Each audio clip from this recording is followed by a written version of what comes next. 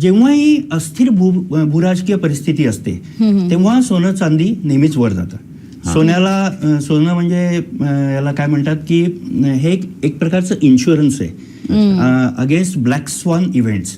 म्हणजे जे कधी फार क्वचित घडणाऱ्या घटना आहेत महायुद्धासारख्या, पण ज्याचा परिणाम फार मोठा असतो, असे जेव्हा घटना घडतात तेव्हा सोनं आणि चांदी हे भरपूर वाढतं.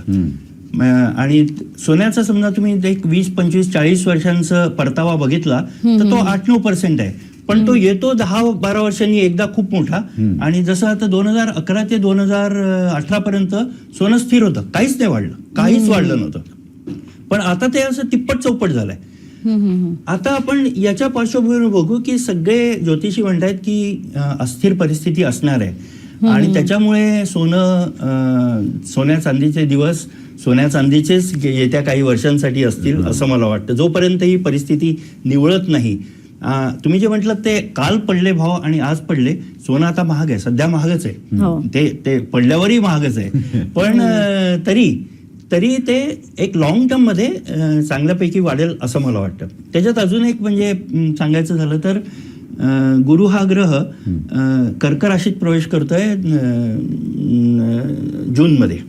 कर्क ही गुरुची उच्च राशी आहे आणि गुरु हा परंपरेचा कारक आहे, पिवळ्या रंगाचा कारक आहे. हे पण एक ज्योतिषी सांगतात की सोनं आणखीन झळायला हे सुद्धा एक कारण असेल. त्यामुळे सोन्यातली गुंतवणूक ही फायद्याची असू शकते, फायद्याची असू शकेल. पण आता सोनं इतकं वाढलंय की ती थोडी रिस्की नक्कीच झाली आहे. म्हणजे आता तुम्हाला आठवत असेल एक 5 वर्षापूर्वी चांदी 35,000 रुपये किलो होती. 35,000 रुपये किलो चांदी मिळत होती, तेव्हा कोणी घेत नव्हतं. असंच होतं, जेव्हा ते फार हॉट होतं ना तेव्हा लोक त्याच्याकडे धावायला लागतात.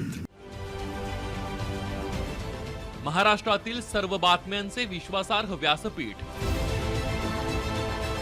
सकाळच्या सर्व सोशल मीडिया प्लॅटफॉर्मला लाईक, फॉलो आणि सबस्क्राईब करा.